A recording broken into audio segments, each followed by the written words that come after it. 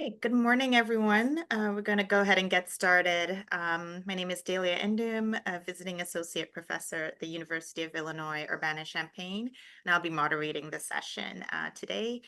So this session is Navigating Community, Climate, and Conflict. This session brings together a series of projects that remind us how architecture at its most impactful operates at the intersection of community, material practice, and climate resilience. Our presenters will share small-scale but deeply intentional interventions that act as catalysts, from reimagining the porch as climate infrastructure in Black communities to developing acupuncture-inspired design methods that bridge education and practice, to flexible approaches to sidewalks and urban infrastructure, to tools for carbon visualization that promote building reuse. Together, these works invite us to think about architecture not only as purely form-making, but as an active strategy for navigating conflict, whether that conflict is environmental, social, or cultural, and for imagining pathways towards more resilient, equitable futures. So first, we'll welcome Na Wei, who'll present Acupuncture Architecture, a design methodology as conflict resolution. Na Wei is the founding principal of Wei Architects, also known as Elevation Workshop, established in New York and relocated to Beijing in 2008. Her design philosophy foregrounds the idea of genius loci, as employing a context-sensitive approach that fuses art and architecture.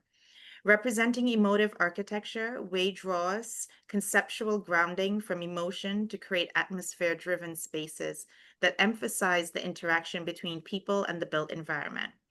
Wei is the author of the best-selling monograph, Suffused Space, China Architecture and Building Press 2019, reprinted 2020, which consolidates a decade of her research and practice.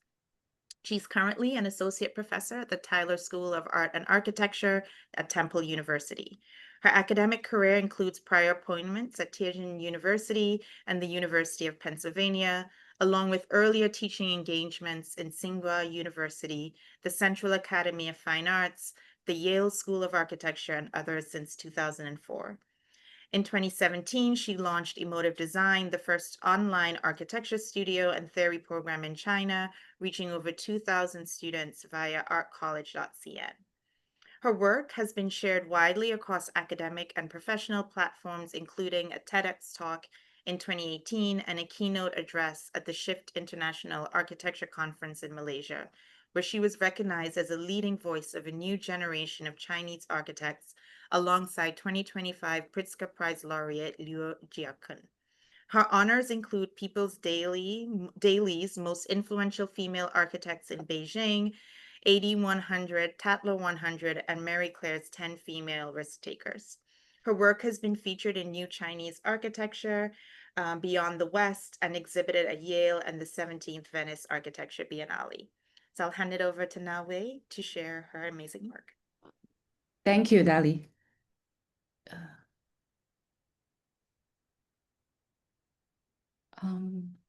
Hi, good morning, everybody. As Dali just introduced me, I have two identities. One is a practicing architect, and another one is in academic. My talk merges from this intersection between this professional practice and academic teaching. I have been practicing architecture since 1999. And over the past 20 years, particularly through running my own office, I have been deeply involved in every phase of a project, from client engagement and conceptualization to on-site execution and completion. This exercise has, this kind of experience has showed me a striking disjunction between the architecture education and the training prepared me for, and what architecture practice actually demands. When I was a teenager, I imagined that architecture was primarily about crafting space that spark emotional experiences. The real world challenges I faced were far more complex. and many were rarely addressed in school. So this gap between education and the reality is the conflict I'm trying to address through design methodology that I was inspired by Chinese acupuncture practice. To illustrate this methodology in action, I begin with two build projects from my practice. One is called Spring Stream House, located in Chishi Village, a remote rural settlement in coastal southern China, completed in late 2016. The other is a Routine Pavilion, situated in Beijing's Sanlitun commercial district, completed during the COVID pandemic in 2020. Both projects begin in dramatically different contexts. On this slide, you see a comparative timeline mapping the social cultural evolution of two locations. Chishi Village on the left and Sanlitun on the right. Chishi was designated as China's first official poverty alleviation village.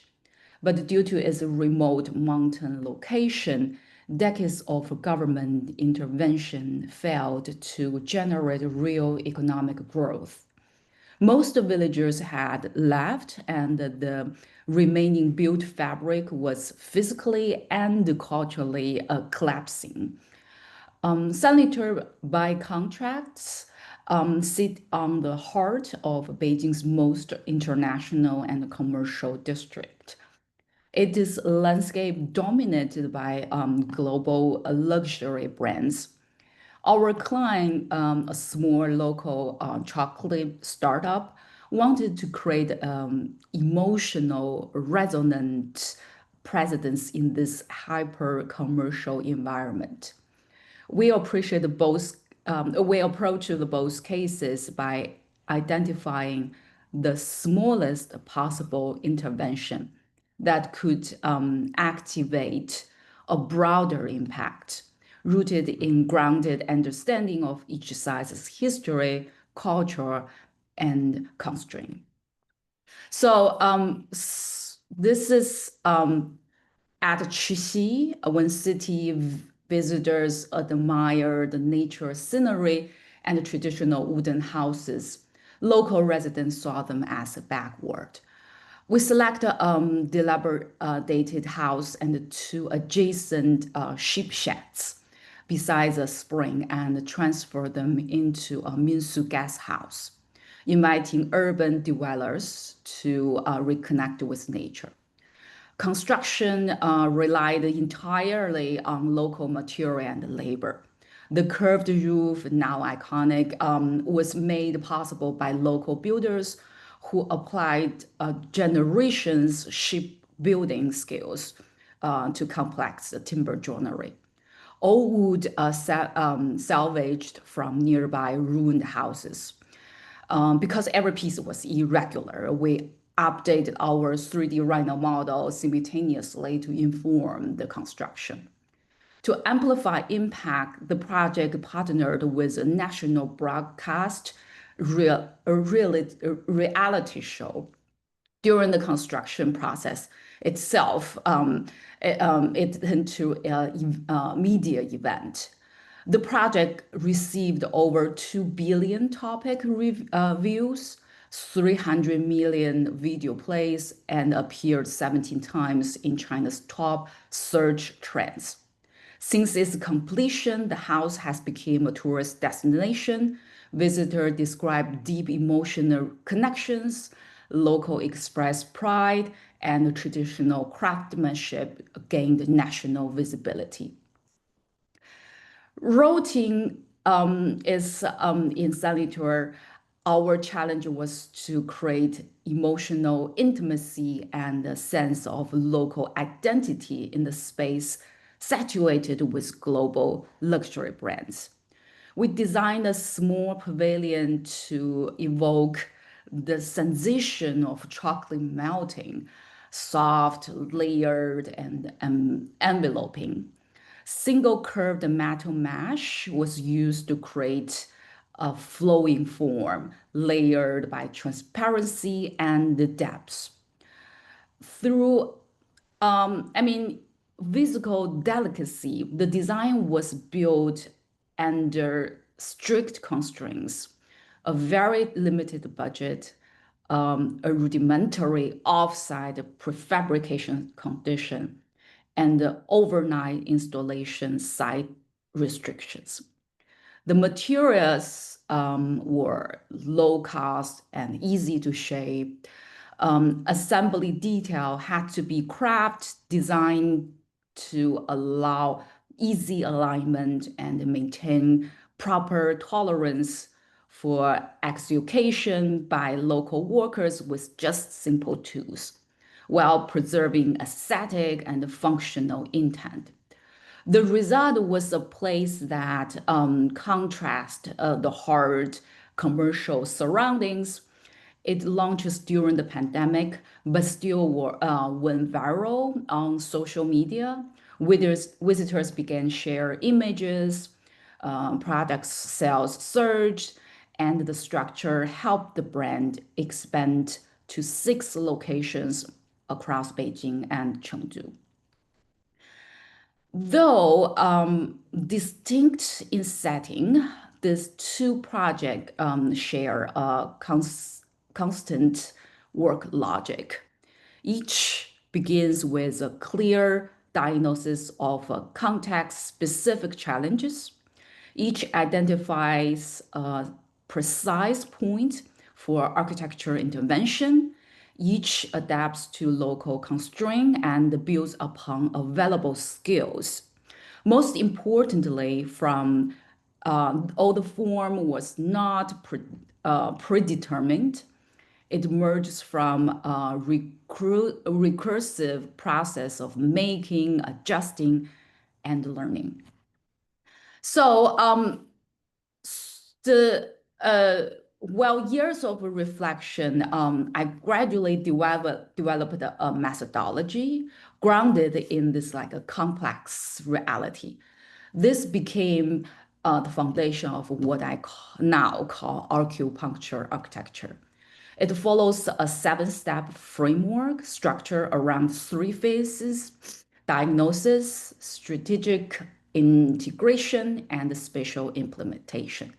Every project begins with diagnosis. We start from global thinking and local research, understanding how a site fits within broader cultural, ecological, and socio-economic systems.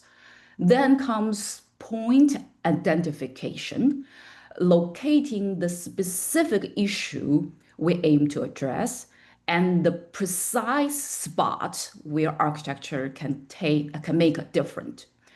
One of my key arguments is that architecture is always an intervention.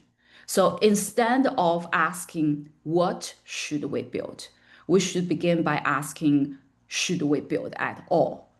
Sometimes the most sustainable act isn't build a large green structure, but make a minimal, well-placed move that sets broader change in motion. This is what acupuncture means in architecture, the smallest act with the largest effect. Once the point is identified, we move into strategic integration. What is long-term function? Who will use, maintain, and operate it? What materials and skill exist locally? And what are the constraints and opportunities in this context? Constraints aren't obstacles, they are drivers of the design. Then we enter spatial implementation through cycles of material testing and spatial integration. The design evolves not as an imposed idea, but as a response shaped by the interplay between intention, resource, and the site. Architecture then is not about composing form. It is about transforming understanding into physical, spatial reality. through this kind of a in that I say the methodology did not emerge from practice alone. It was shaped through real studio teaching, testing idea, listening to students, and refine through feedbacks. In 2022 to 2023, I led two fabrication studio at UPenn AAD program. This capstone studios emphasize hands-on making as a driver of design thinking. In 2023, we focused on Philadelphia row house retrofits, combine Frank Furness's ornamental heritage with industrialized construction. Students explore casting-based fabrication, designing molds, planning assemblies, and allow these systems to inform their architecture forms. The same year, I joined the Temple and began teaching ARC 8011, the graduate program's first design studio.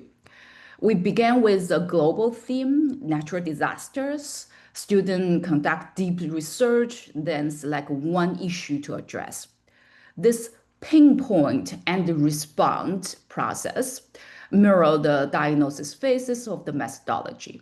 They translated the research into spatial strategies and test the key details through one-to-one mockups, allowing material feedback to shape the design.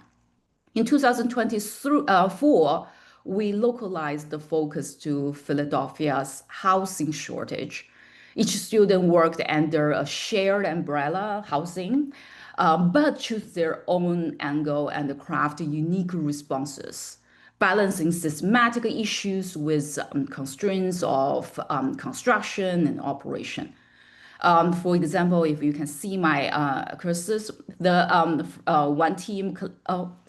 one team collaborated with the local NGOs to cycle plastic wastes into building component and design participatory housing model with community involvement. Another team studied why many well-designed homeless shelters fail due to financial unsustainability. They propose integrating operating program like a public bathhouse and pool within the architecture to ensure long-term viability. A third team on the bottom, you can see us worked with our art therapy faculty to embed Philadelphia's mural and mosaics tradition into housing strategies that promote material healing and residents' participation. Through irritation, the methodology began to show its transformative potential. In our 2023 studio, one student focused on wildfire as a global ecological issue. This sparkled a deeper investigation into the relationship between materials, fire behavior, and architecture's role in prevention. He later returned to this topic for his graduation thesis and further publications. This trajectory from a studio seat to long-term development showed how acupuncture architecture foster not just projects, but enduring thought patterns students can carry into future practice. So at the end, as a conclusion, what is acupuncture architecture? It's not a style, not a form, and not a fixed technique. It is a design methodology, a way of thinking that treats architecture as a precise, context-sensitive intervention, capable of catalyzing broader social, economical, and psychological transformation. It's grown out of my practice where I engage with entire project life cycles, not just design phases, and were refined through teaching where it has been tested, challenged, and evolved. At its core, it asks, what is the role of architecture amid complex crisis? can minimal intervention yield maximum impact? Architecture provokes that very inquiry. It offers a repeatable, teachable, and site-specific framework that bridges both practice and pedagogy. Thank you. Thank you, Nawe. Next, we'll have Cheryl Tucker de Vasquez, and she'll present Gathering, Reimagining the Porch to Mitigate Climate Change in Under-Resourced Black Communities. Cheryl is an associate professor and director of the Interior Architecture program at the University of Houston. Her work bridges design, material culture, and social justice with a focus on Black spatial practices and diasporic ecologies. She collaborated with Rick Lowe on the development of the public art project, Project Row Houses in Houston, Texas, a foundational public art project that continues to inform her community-centered design ethos. She's the founder of Black Hair as Architecture, a traveling exhibition and research initiative that explores the architectural potential of Black hair aesthetics and care rituals. Her current project, the hair salon Entangled Growth, has been featured in 18 of a Kind and The Available City, and is slated for installation in Southside Chicago communities in 2026. Cheryl's students are actively engaged in international design activism, including a collaboration with Susie Tro Art Canteen in Athens, Greece, where they are reimagining domestic debris and diasporic presence as urban mechanisms. Her research has been supported by the National Endowment for the Arts and with 2 Graham Foundation grants and recognized with multiple AIA Design Awards. She's currently preparing a book titled Gathering, Black Material Ecologies Currently Under View. So I'll hand it over to Cheryl to present her work. Thank you. Hi, everyone. It is a pleasure to be here with you this morning to share some reflections on my third-year studio's interior architecture work. Our work is rooted in questions of climate care and cultural continuity. Lately, we have been reimagining the porch, not simply as an architectural feature, but as a spatial philosophy, a way of living, and a way of adapting to a warming climate. Inspired by John Bigger's painting Shotguns and the writing of bell hooks, we've come to see the porch as a powerful symbol of African American community, resilience, and spatial agency. Historically, it has served not only as the porch has served not only as a social gathering place, but also as a refuge from the heat, particularly in the southern United States. In my third-year adaptive reuse studio, we approached climate change not only through mitigation alone, but through world building, a speculative and generative design methodology. So I'd like to begin with a simple provocation. What if the porch isn't merely a threshold between inside and outside, but a whole world into itself?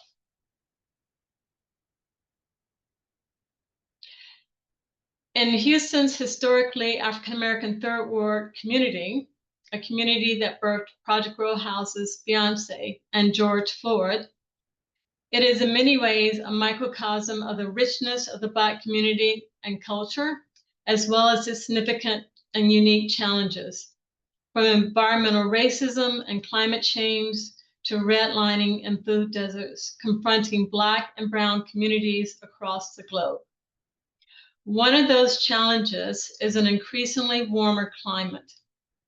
According to a New York Times report, Black neighborhoods are often 5 to 10 degrees hotter than their white counterparts, a disparity rooted in environmental injustice and urban planning legacies.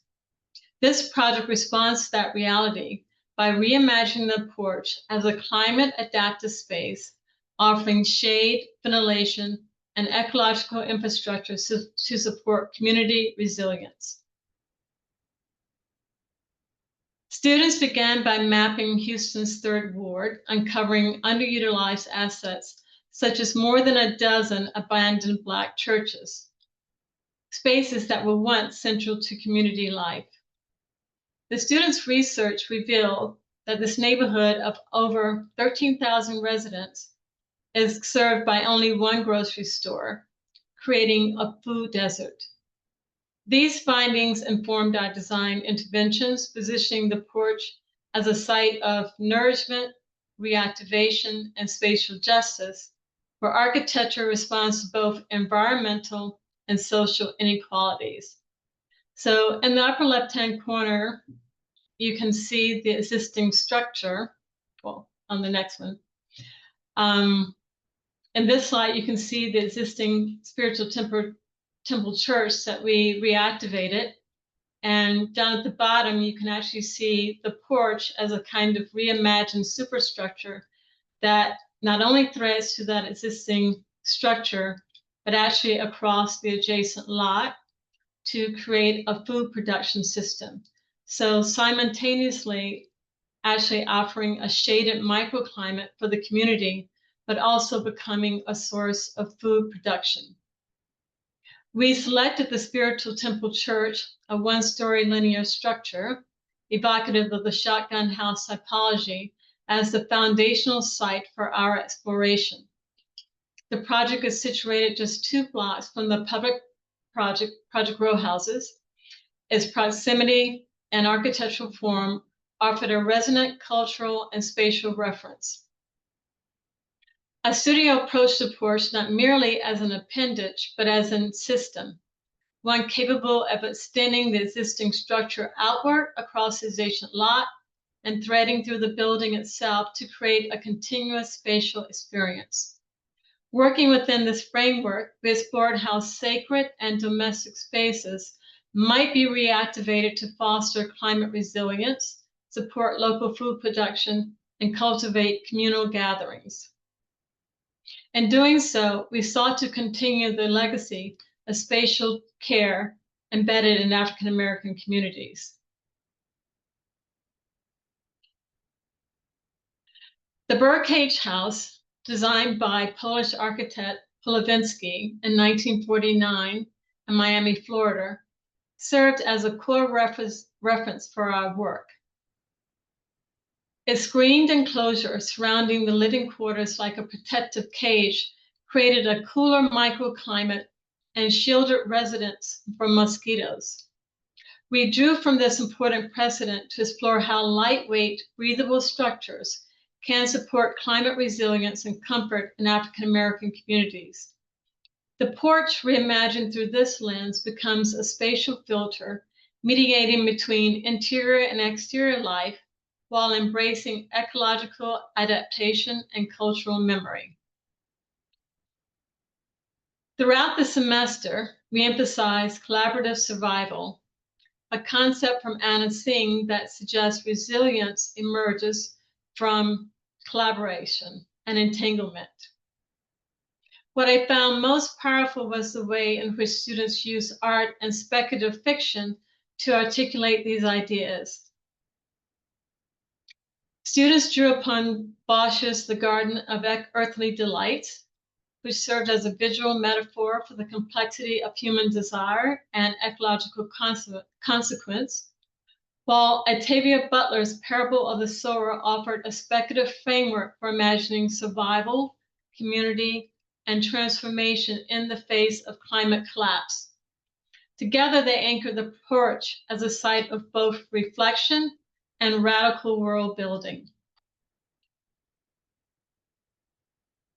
This is one student's project in which the existing structure served as the project anchor. From there, students began to imagine the porch-like extension that could serve the community in new ways. This project sought to use the porch to imagine a new paradigm of indoor and outdoor living in Houston amid climate change. The superstructure incorporated fans, misting systems, and the Aureolus solar power system to sustainably operate lighting, irrigation, and pumps with cisterns and a hydroponic food service system to not only mitigate climate change, but to supplement the fresh food supply in the Third Ward. This integration supports environmental resilience and self-sufficiency, transforming the porch into a site of ecological care and technological empowerment. These sectional drawings from the same project feature the kitchen chimney as a central element, evacuating heat and smoke while symbolically linking earth to sky. Acting as both a functional and spiritual core, the chimney anchors the structure in domestic tradition and environmental responsiveness. Cisterns are integrated to capture rainwater, supplying the misting system, hydroponic food system production, and restrooms. This system reflects a commitment to climate resilience and self-sufficiency rooted in Black material ecologies and ancestral knowledge. The porch here becomes a restaurant, a garden, and a gathering space.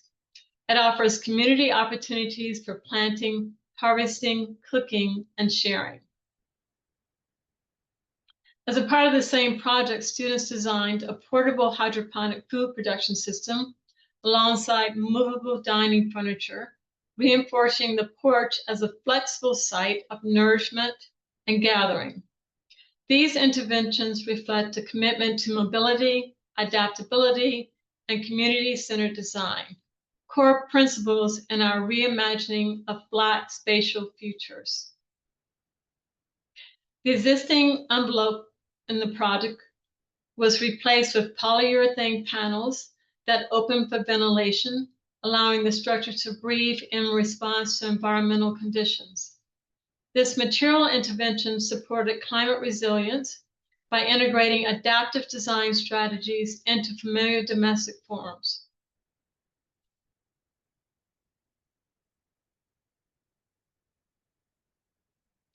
In addition to the hydroponic food production system, we also embedded additional food production into the superstructure itself.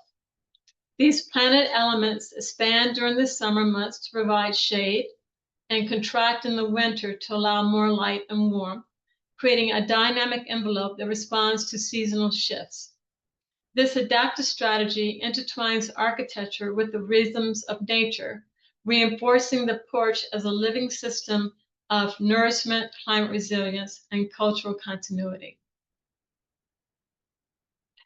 In this next project, the student revisited Le Corbusier's notion of the house as a machine for living, but reinterprets it through a lens of reclamation and cultural specificity. Rather than abstract machinery, students repurpose components from discarded sewing machines to support a program centered around sewing, an act of making deeply rooted in domestic labor, care, and creativity. The result is a living system that honors both the mechanical and the handmade, transforming the porch into a site of production, memory, and empowerment. This is a study model showing the early on process in which the mechanics were integrated not only into the exterior side lot, but moves into the interior, creating a continuous system. The design blurs boundaries between inside and outside, reinforcing the porch as a liminal space where domestic life, ecological systems, and communal gathering converge. This continuity is central to our reimagining of the porch as a site of resilience and cultural expression amidst climate change. The canopy was formed from a series of triangles, echoing the geometry of the original gable structure, which you can see at the top on the right-hand side. These canopies created zones of shade, transparency, and translucency throughout the outdoor area, offering layered spatial experiences that shift with light and season. This gesture not only reinforces architectural continuity, but transforms the porch into a dynamic field of environmental modulation and symbolic resonance. Geometry becomes a tool for climate adaptation and cultural storytelling. Columns extended upward from specific furnishings to support a canopy above, creating a direct spatial and structural dialogue between the earth and the sky. This vertical continuity reinforces the porch's role as a connective tissue, linking domestic life, ecological systems, and architectural form. The gesture transforms everyday object into infrastructure anchors, where furniture becomes foundational, and the canopy becomes a responsive shelter attuned to light, shade, and season. The furnishing system is carefully inflected to support a range of programs, from reading and reflection to gardening and cooking. Each element is designed to adapt to shifting needs and activities, reinforcing the porch as a multifunctional space of learning, nourishment, and care. This flexibility reflects a broader ethos of world building, where domestic tools become agents of resilience and cultural continuity. In this next project, it reinterprets the structure as a gabled frame that extends across the adjacent lot, establishing a new spatial footprint. The interstitial spaces over the adjacent lot are filled with crocheted elements which soften and animate the architecture while referencing domestic craft traditions. This hybrid system merges structural clarity with material intimacy, transforming the porch into a layered environment of enclosure, openness, and cultural expression. The furniture system is designed again to support a range of activities, in this instance from painting and relaxation to reading and gardening, through a thoughtful blend of hard and soft materials.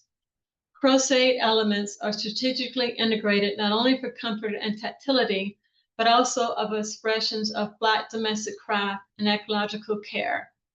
These furnishings transform the porch into a flexible, nurturing environment where making, resting, and growing coexist, reinforcing the project's commitment to cultural continuity and adaptive reuse.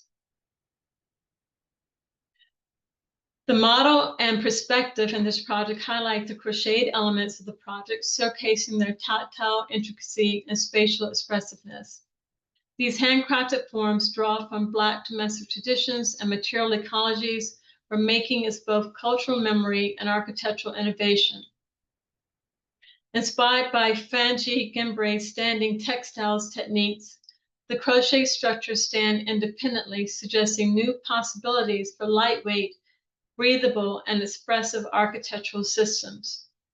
In this context, crochet becomes a medium for world building, where softness, resilience, and ancestral craft converge to reimagine the porch as a site again of communal imagination. In this final project, we began with the idea of bringing a soft cloud down to the earth to create an atmospheric form capable of supporting a range of interspecies life. Conceived as a floating ecology, the cloud becomes a spatial and symbolic gesture, inviting coexistence, nourishment, and shelter across human and non-human communities. The portable furniture system is organized into a circular configuration to support gardening activities, creating a spatial rhythm that encourages movement, interaction, and cultivation. This arrangement fosters a sense of community and cyclical care, where furnishings contribute to a holistic ecosystem of nourishment and rest. The circular form echoes cycles of natural cycles and reinforces the porch as a regenerative space where architecture, ecology, and domestic life are intertwined. And in the section up at the top on the right, you can actually see where the superstructure moves again into the interior, and the materiality changes on the interior from a kind of natural ecological system at the ceiling to a domestic element from which elements can be hung for domestic use in the interior. The floating superstructure is designed to funnel rainwater into underground cisterns, supporting a closed-loop system of irrigation for hydroponic food production. Vegetation integrating to the structure not only contributes to shading and cooling, but also creates habitats for birds and pollinators, transforming the porch into a living ecosystem. This design intertwines architecture again with seasonal rhythms and ecological cycles, reinforcing the porch as a regenerative space of care, nourishment, and biodiversity. We are reclaiming the porch not only as residual space, but as a regenerative one, a place where cooling the air is inseparable from cultivating kinship, where shade and airflow are not just engineered for comfort, but for survival. Within this framework, the porch becomes a commons for collaborative survival. It resists fixed categorization. It invites multiplicity and becomes a site of negotiation, hybridity, and care, rooted in the lived experiences of the communities we serve. So I'll close with this. Our students didn't just design porches, they designed possibilities. They asked difficult questions and listened with rigorous intention. They prototype futures that are ecological, intergenerational, and interspecies. And they did so with rigor, humility, and joy. Thank you. Okay, thank you so much, Cheryl. Next, we'll have Charles Jones, who's going to present Challenging Sidewalk Standardization, a Flexible Approach for Tree Root Conflicts in Uptown New Orleans. Charles DeLay Jones is a Louisiana native and architect with a decade of experience teaching courses related to design and digital fabrication. Over the past 5 years, his research has investigated the adaptive potential of surface geometry to expand urban infrastructure functionality with a focus on sustainable streetscapes and stormwater management. Charles received his Bachelor of Architecture from Louisiana State University in 2006 and a Master of Science in Architectural Research and Design from the Tulane School of Architecture in 2021. He currently holds a full-time position at the American University of Sharjah College of Architecture, Art, and Design as an assistant professor. So Charles, I'll hand it over to you to present your work. Thank you.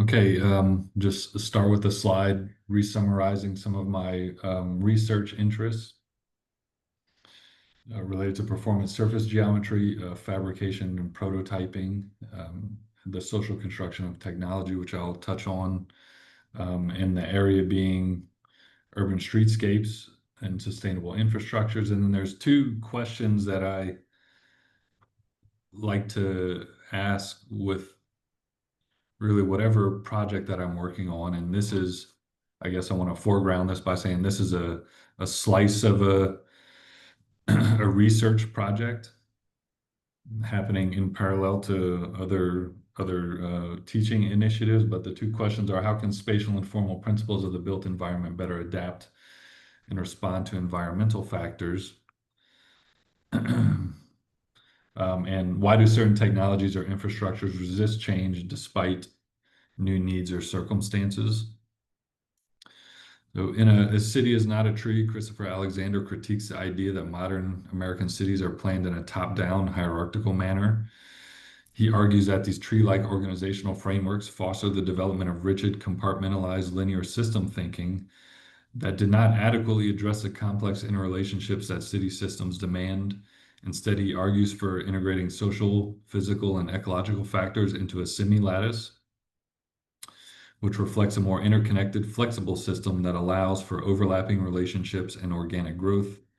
Much of his criticism is based on the observation that slower incremental growth of older cities resulted in higher degrees of non-hierarchical resolution than the rapid transformation that took place in the 20th century American cities.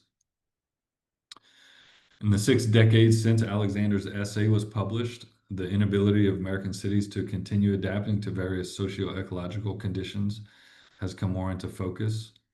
Some of these conditions include ecological degradation due to surface impermeability and a fragmentation of equity and basic systems of pedestrian mobility. This resistance to change stems from deeply entrenched social norms and outdated technological practices that have been reinforced by at least a century of over-standardization in urban infrastructure design and planning policies. Today, these artifacts of policy and planning constrict the intellectual freedoms required to propose and implement alternative design proposals. Extensive research has been conducted on this phenomena in the field of science and technology studies. Referring to Baker, Hughes, and Pinch's text, pictured here specifically, I'll describe the stages of technological closure in context of modern urban paving systems. So the first stage with regard to the social construction of technological artifacts is about open interpretive flexibility. So what you're seeing here is a graphic that's depicting a paving analysis from an engineer at the turn of the 20th century in an attempt to quantify the ideal characteristics of paving systems. And so Tilson is analyzing the 5 most common urban paving systems, which you can see at the bottom of the screen, and scoring those based off of 7 different criteria. I think what's really interesting to note here with regards to this interpretive flexible idea is that wood as a paving material was ranked higher than granite or brick and just below asphalt. And so I think this demonstrates kind of an extreme example of this interpretive flexibility at a time when paving experimentation was at its height. In stage 2, as closure starts to happen, and certain forms of technology become more and more important, other older technologies get phased out. So wood was really popular for a second, but for many reasons, mostly due to durability and wear, it was phased out, as well as cobblestone. Um, and then stage 3 refers to stabilization. And that's kind of, I think, what we're most familiar with today in terms of a paving technology system, that asphalt or concrete are the dominant technological applications that we're aware of today. But as I'm just trying to illustrate, just over a century ago, there was a much wider degree of interpretive flexibility.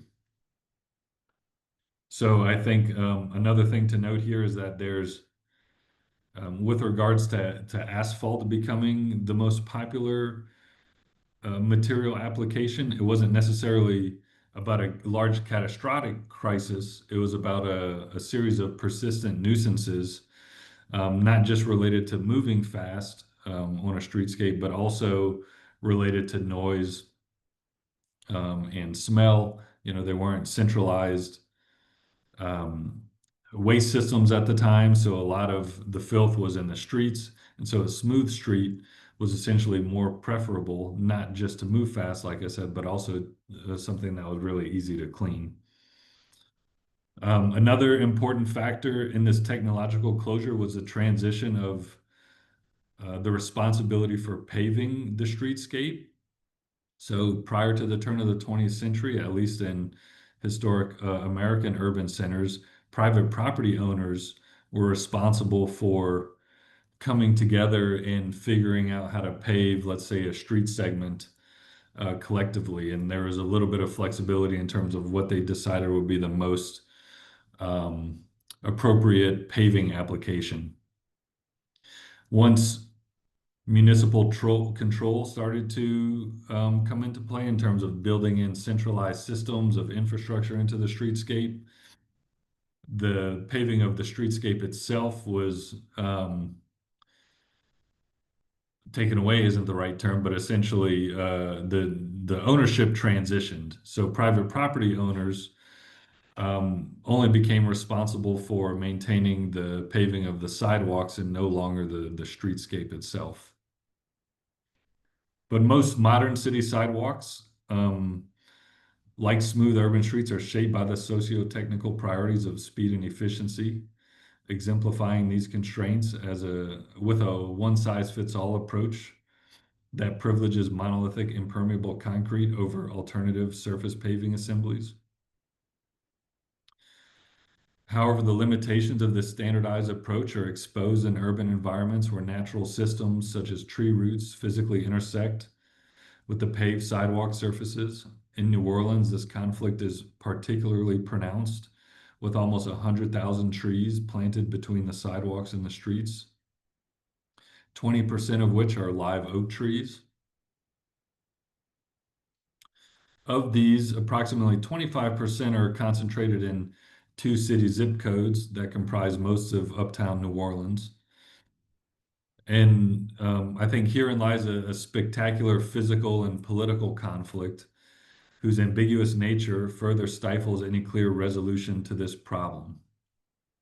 The public right-of-way is defined as the space between private property lines um, in the direction shown towards C, outside of the private property line, being A in this diagram, while maintaining a sidewalk in a proper state, free from hazardous conditions, is the responsibility of the adjacent private property owner, even though the sidewalk is technically located in the public right-of-way outside of the private property line.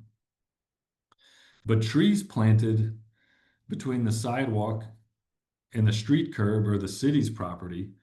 Therefore, maintaining the city trees is the city's responsibility.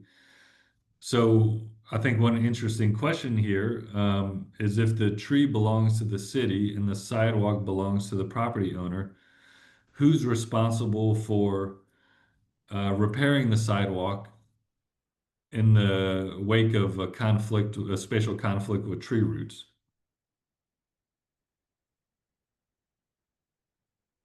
So these are three constraints that I'm using to analyze the development of an alternative sidewalk system.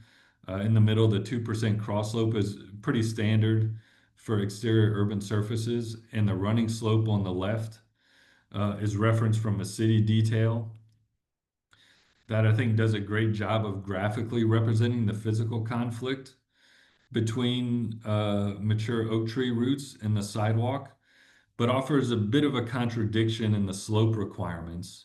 Um, this is another common strategy that I'm familiar with in practicing architecture, where the standardized detail is in construction is in a way designed to pass on liability to a fabricator or builder where extreme complexities may emerge. And so my goal with this research is not to claim a universal solution, which would contradict my initial argument about over-standardization, but to understand the reality of the conflict and the extremities, and that a new design solution can likely only mitigate extreme slopes and vertical ruptures. So the goal of this phase is to really test empirically design ideas against these extreme conditions and find a middle ground. There's an accidental prototype that led to an early detour in the project, where a piece of support material from a 3D printer gave this very flexible characteristic. So I focused in on that and kind of developed some curve cutting techniques that are typically used to bend rigid materials or induce flexibility, and wound up producing a large scale prototype. But I was self-critical of that, and I realized that I was getting a little bit too caught up in the process and potentially the aesthetic allure of the system. And at best, this could only act as a patch over an existing concrete sidewalk. So I wanted to take a step back and work within an incremental adjustment to pre-existing construction standards.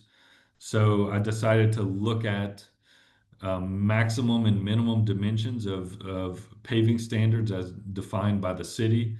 So that being about a 5 square foot cast in place concrete section as a maximum dimension down to a standard brick dimension. With that, developed a series of sidewalk panel subdivisions, which led into me kind of settling on the brick, the nominal brick dimension as the thing to look closer at, studying the simulation of a really simplified tree root as a single radius and how it might move through that assembly. And there's two objectives to that simulation. One is to test the slope analysis. So even with the small scale paver, I quickly came to the conclusion that while it's quite flexible, it doesn't satisfy the slope the running slope requirements. So what you see here in the middle, the white gaps represent places where the slope of the paving assembly exceed 8 degrees or a 1 to 12 slope ratio. In addition to that, I used the simulation to try and develop what might be the best place to visualize a center of rotation between the paver elements themselves. So I'm visualizing this now as something that is actually woven together, kind of like a brick blanket. So if the center of rotation is at the center of the joint, the gap at the top starts to become greater than 1/2 inch. So that was a new constraint that I'm trying to incorporate into this. If you push the center of rotation to the top, you can minimize the gap in the paver, but then you start to run into another limitation at the bottom where the edges start to collide, which gives the opportunity to start to sculpt the bottom of the brick to allow for more flexibility. I took these insights and developed a 4-foot by 6-foot physical prototype that's looking at using essentially a half nominal brick size, a 4x4 paver. And what I'm trying to do is really match the physical prototype characteristics with the digital model. And in parallel, trying to think about alternative forms of material and manufacturing. So just to touch on that idea of interpretive flexibility once more, in 1908, this is an analysis of a Sanborn map where you can see in New Orleans there are 10 different types of paving materials that are being used. Higher end materials obviously being used more towards the French Quarter, and those start to kind of fade out into the background. And so, as we know today, there are really only 3 paving assemblies that are used for sidewalks. So I'm trying to reinforce that idea that the interpretive flexibility should open up again. So I'm looking at alternative recycled material assemblies where plastic could become the binder and recycled sand could become the aggregate, and using similar processes that would be used to press bricks hydraulically to develop a new material typology for this system.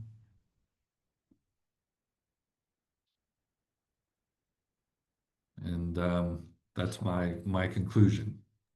Okay, great. Thank you so much, Charles. Next up, we'll have Malini Shrivastava and Mike Christensen, who will present helping students visualize embodied carbon using digital models of existing buildings and anti-demolition. Mike Christensen, AIA, is a professor of architecture at the University of Minnesota, teaching in the areas of digital representation and building construction technology. He's the author of the books Theories and Practices of Architectural Representation and Beginning Design Technology, and the associate editor for architectural computing for the journal Architectural Science Review. Christensen's research addresses questions of architectural epistemology concerning how architectural knowledge is produced, structured, and disseminated. His recent work addressing questions of collaborative studio pedagogy advocates changes to traditional practices of jury-based critique. Christensen's work in industry includes experience at Minneapolis-based Alliance, on teams in collaboration with Jean Nouvel on the design of the Guthrie Theatre on the River, and in collaboration with Cesar Pelli on the design of the Minneapolis Central Library. He and Malini Shrivastava, AIA, are partners in the award-winning architectural firm Design and Energy Laboratory, LLC, based in Minneapolis, Minnesota. Dr. Malini Shrivastava, AIA, is a licensed architect, associate professor in resilient and regenerative design, and associate dean for research, creative scholarship, and engagement for the College of Design. She serves as the director of the MS in Architecture and the Consortium for Research Practices. Malini is a 2024 recipient of University of Minnesota's Graduate and Professional Teaching Award, where she was inducted into the Academy of Distinguished Professors.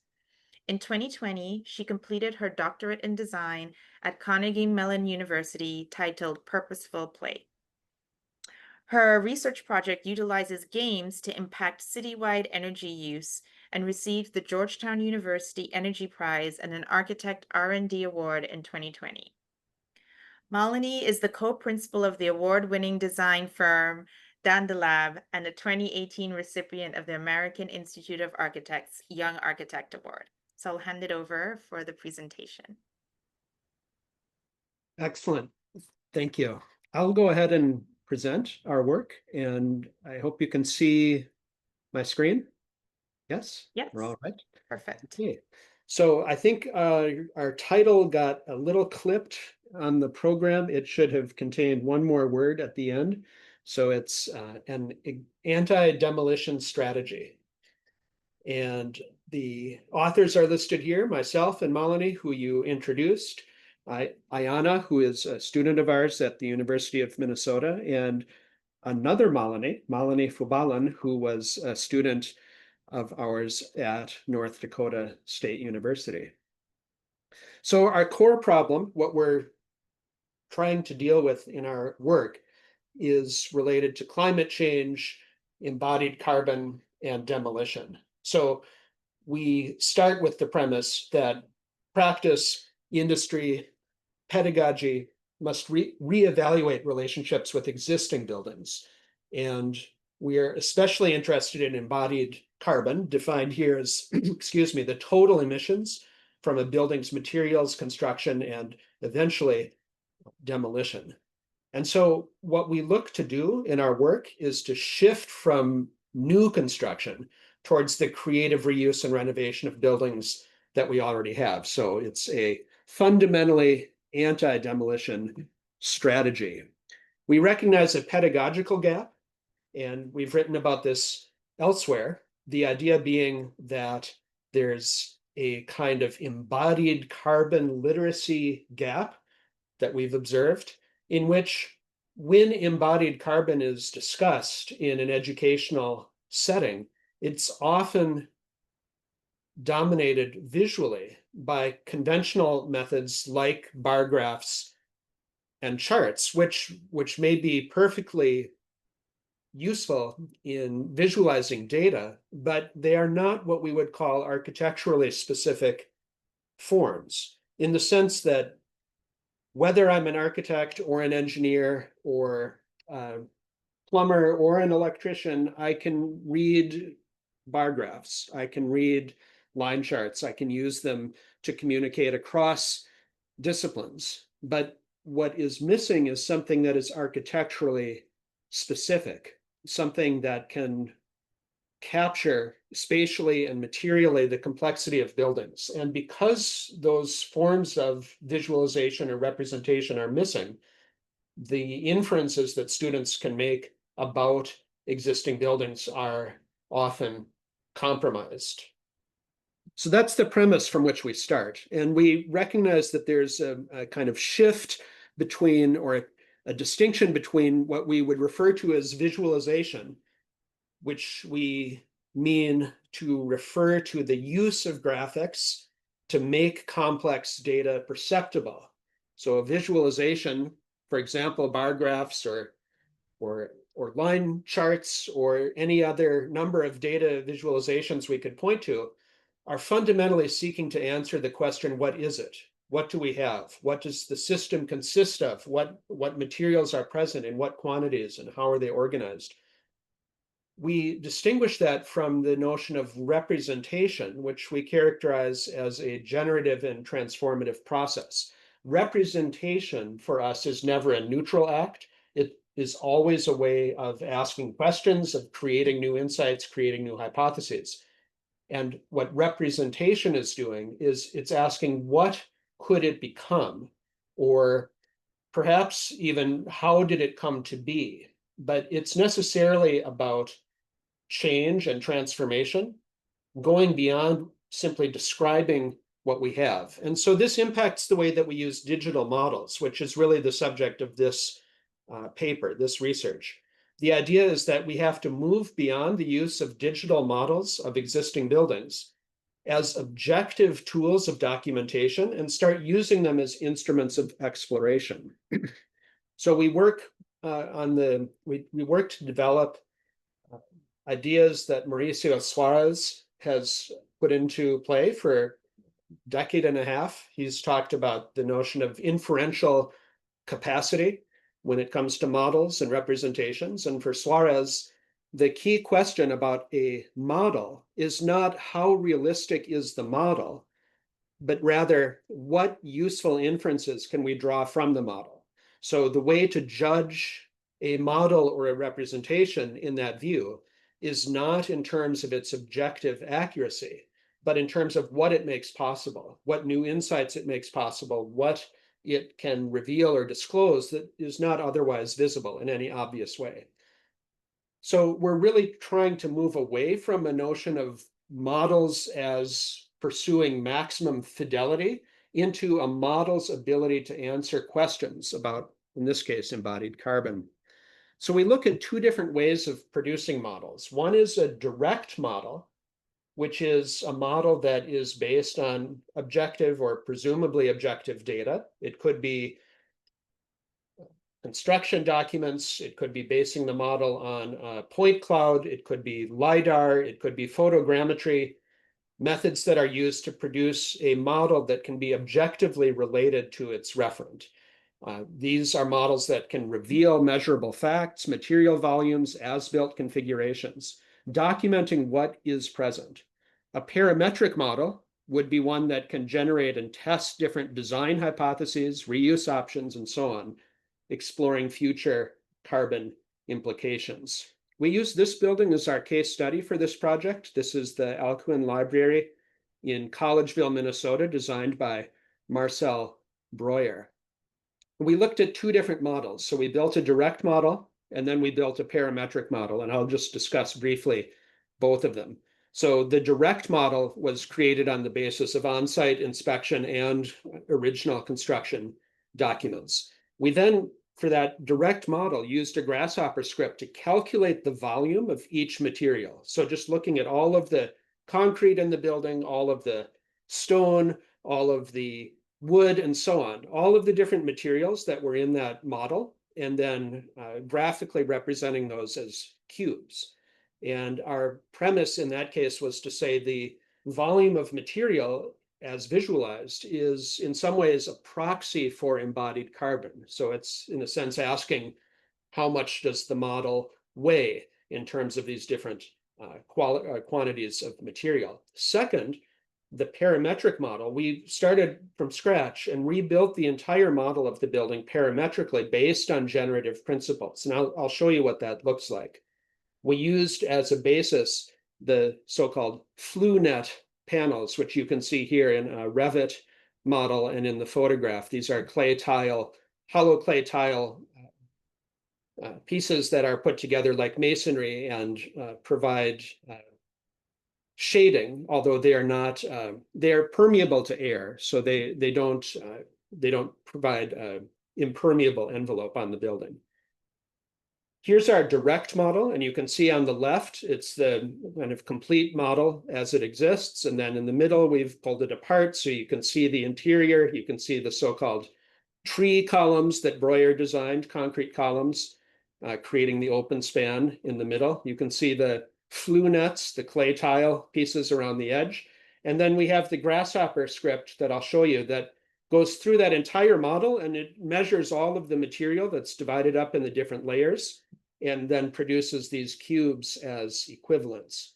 And it simply works like an algorithm that takes all of the objects, it measures their volume, it adds them up, it raises the result to the power of 1/3 so that it can create a cube of the size that we're looking at.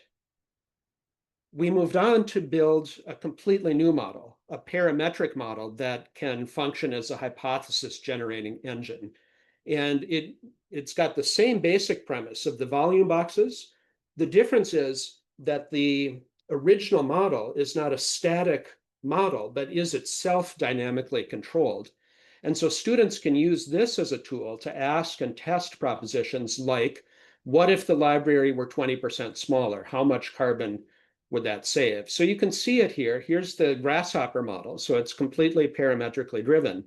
It has basic parameters for the number of flue nets, and you can kind of count them here: 1, 2, 3, 4, 5, 6, 7 in the y dimension, and 1, 2, 3, 4 in the x dimension. But if you change those numbers, then of course the size of the model will update. So I can make it smaller, I can make it bigger, and so on. And it's just based on that module.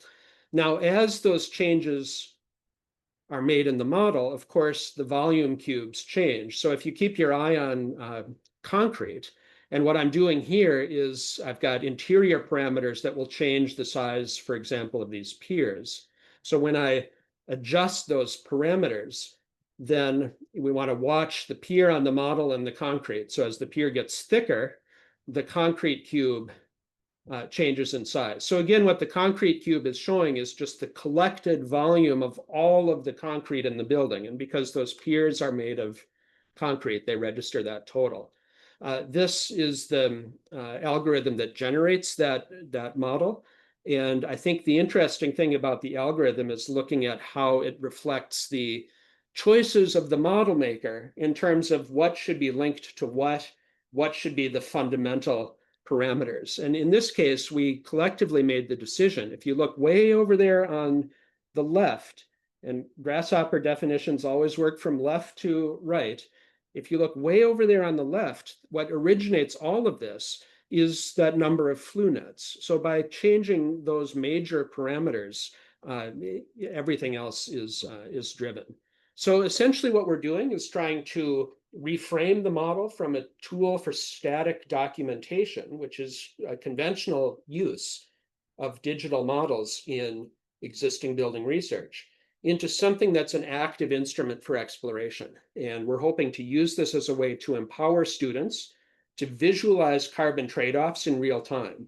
Now, we're using this with an existing building, but we foresee that this is a tool that could work in a design situation where you're designing a new building from scratch. But our focus has really been on existing buildings and trying to find out what the critical parameters are as we imagine repurposing buildings, changing them, removing parts of them, adding things to them. All of these things are very central to our work. Again, we're trying to prioritize what Suarez calls an inferential capacity over simple geometric fidelity. So again, by helping students see and reimagine embodied carbon within existing structures, we're aiming to foster an anti-demolition mindset in which buildings are not considered disposable objects, but as valuable sites for transformation. So moving from documentation to exploration, we see it as a very small act of innovation with the potential, we hope, to produce significant and positive environmental impact. And then just at the end, some credits for the work, the funding acknowledgements, the different references that we'll refer to in our full paper. So that's it. Thank you. Thank you. Thank you, everyone, for your presentations. We'll jump into, in our last 15 minutes or so, Q&A. I'm going to open it up in a second to our audience. And if you panelists also have questions for each other, since we're a smaller group, I think that could foster a really great conversation. But I'll open up with the first question while everyone kind of wraps their mind around these great presentations. And I think this is going to be a bit kind of forward thinking and thinking about these kind of potential futures. I think a lot these projects were kind of mediating between these kind of small scale interventions with the potential for kind of large scale futures. We also had projects that are reimagining infrastructure as a site of resilience. And so my question is future thinking. What do you all think if you were to look ahead 20 years? What kind of architectural culture or built environment or architectural pedagogies do you hope these types of small scale context driven interventions will create? So very broad future thinking question to kick us off. And then I'll open it up to others.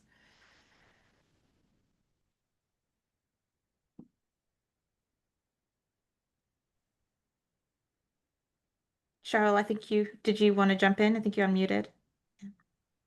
Oh, sure. Mhm. As the director of interior architecture, our focus is actually not on interiors, but it's actually on adaptive reuse of existing structures.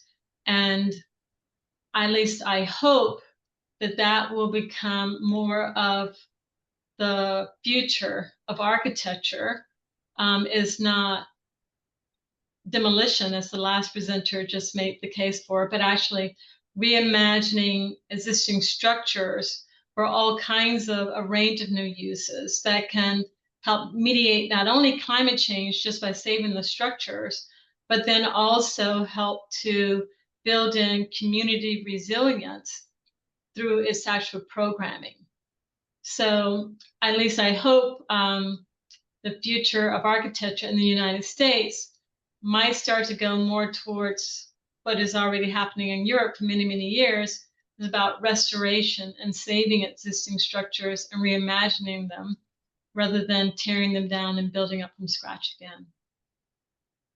Yeah, I totally agree with Cheryl's point. I think that that's well, what I often talk with students about is when we're in the studio or we're in the classroom and we start talking about the importance of reuse and the importance of understanding what we have.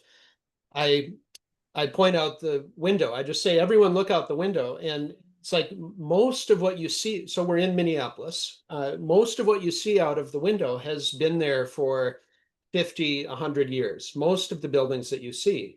And most of the buildings that you see out the window right now, hopefully, will still be there in another 50 or 100 years.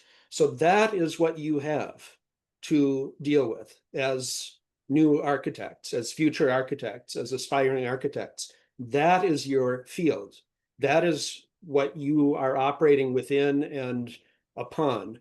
And so the scale of the interventions that you do, it's like acupuncture architecture, right? The scale of the interventions that you do, small interventions can have huge consequences. The interventions do not need to be huge. So I agree with what Cheryl set out. I think that's really where we need to be. Yeah, I could add on to that. I mean, I think like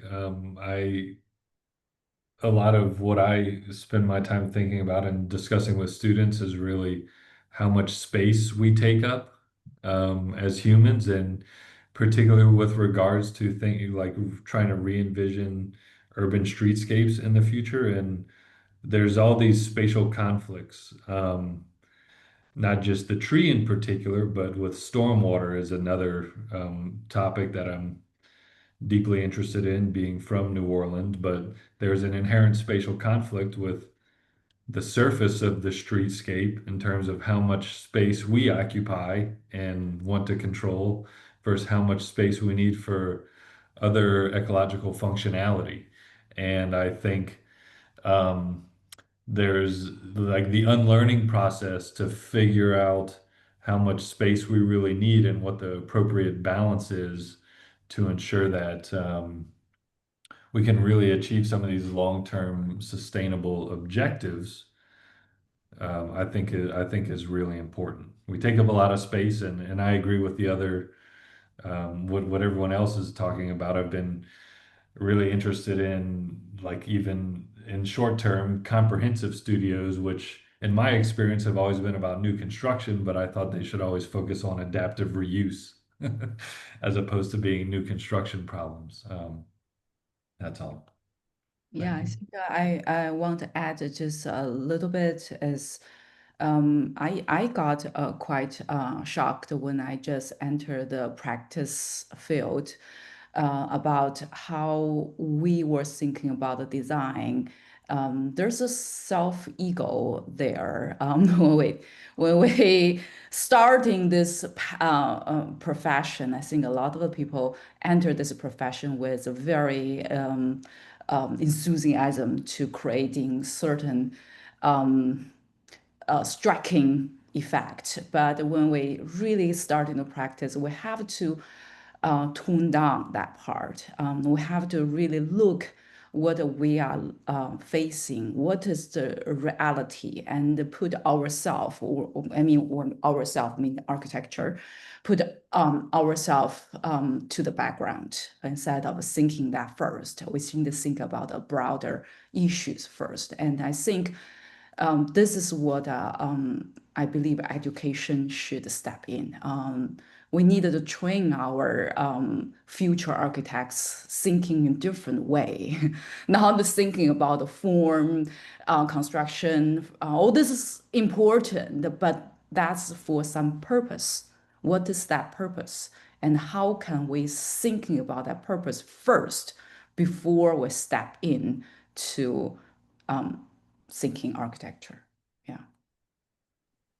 Great. I'll hand it over to see if anyone has any other questions or if you have questions for each other. Otherwise, I can queue up another question in our 7 minutes left. Any questions from the audience or any questions that you have for each other? Just want to give you that opportunity. Delia, I have a question. So when Mike and I co-teach our studios, we are teaching in the comprehensives. Charles are, the we have a 2-module studio. The first is net positive, the second is integrated design, and together they make our comprehensive, Minnesota's version of comprehensive design. And although Mike and I focus on really talking about anti-demolition, reuse, adaptive use, we have this idea that we present to our students of minimal intervention and radical intervention. So they go from a scale of 0 to 100. So allowing space for that form making, that desire to have that authorship now that you're talking about. I'm curious to learn, while Mike and I are teaching this, there are 2, 3 other sections that are focusing on new construction. And I'm curious to hear from all of you, what is the sort of percentage or balance of how much adaptive reuse you're teaching in your curriculum, how much anti-demolition strategies versus new construction, etc.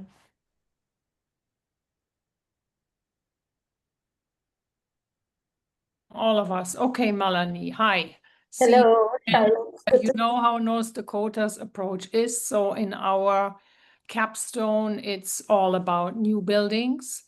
I'm trying to, because I'm teaching now the CSIS, in the CSIS year, so I'm trying to promote reuse and adaptive reuse. And I'm happy that there are always some students who are interested in doing this. So, but it's a minority. So, okay, good.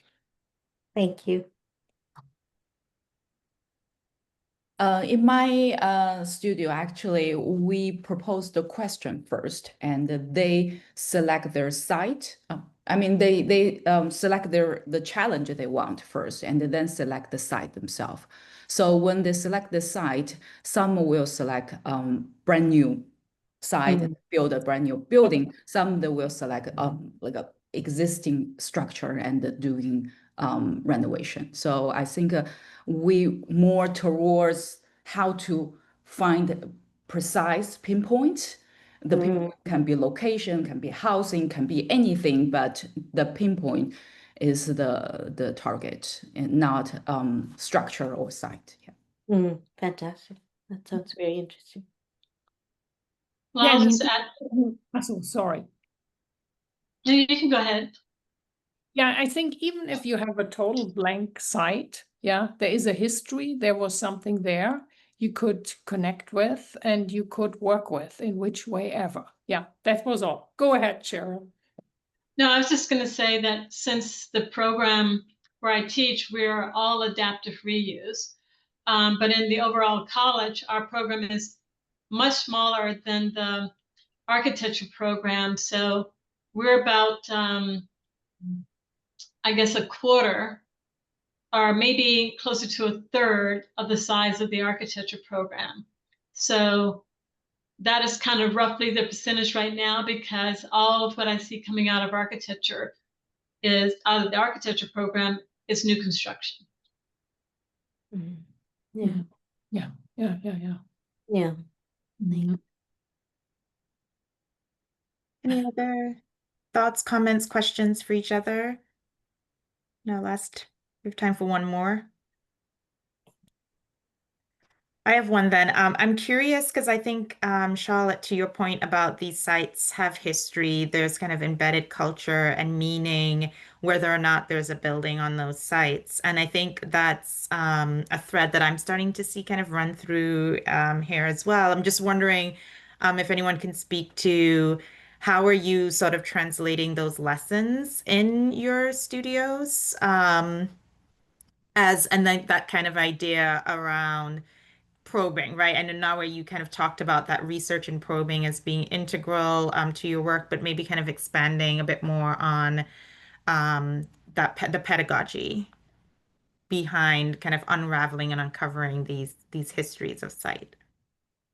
Yeah, actually, for example, the current studio where have this, they needed to, every student needed to have a broader kind of a global scale to think about the challenge. And then when they think about the global challenge, they need to think about the specific location, region, what's the specific region, have the related issues. And then after they got that, they needed to thinking about what architecture intervention can address that specific issue. And while they are trying to figure that out, they find specific pinpoint. So the to diagnose this is really thinking from very big global scale to national scale to region scale, and then specific into the location that they're going to build their structure. And when they thinking in this process, because they needed to think about how this project, who going to fund for this project, who going to run this project, how can this project, like for example, you need to think about this project, what's the lifespan? Sometimes when you want to build some building is more maybe like 50 years, but some maybe it's only like 12 months. So think about the lifespan. Think it's very related because they needed to figure out what's the construction method they want, what material they want, and what's the budget for that, and how can you run this building through the lifespan you expected. So this is a whole tied together a solution, and that thinking helped them to identify what they want to do. All right, great. That brought us to our time. Thank you oh, unless Charlotte, no, we have time for No. I one just more. noticed we are on time. In the second. Okay, and if there is a pressing comment, then feel free. But if Yeah. not, thank you so much for these great presentations. And hopefully we can continue these conversations offline. So thank you, everyone. Thank you And very much. Thank you. I'd like to Thank you go very to much.